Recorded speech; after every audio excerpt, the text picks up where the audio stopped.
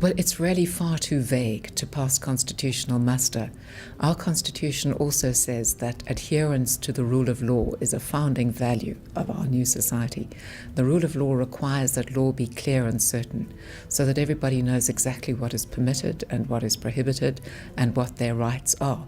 So that on expropriation, for example, you know what level of compensation you ought to be receiving. And the further complication in the bill is that it says, for example, that the level of security you will be provided will depend on the government's available resources and capacity.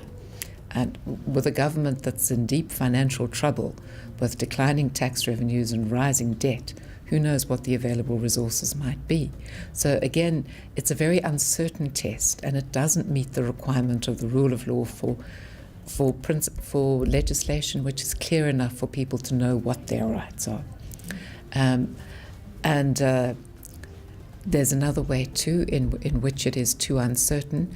It's very important to foreign investors, when they bring money to a country, when they invest capital, that they should have a right to repatriate, to bring that capital back home again, together with the return, the profit, for example, that it has generated in the interim.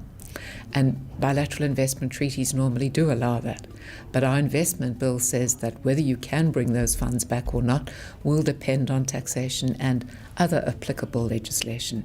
And again, nobody knows what that legislation might be.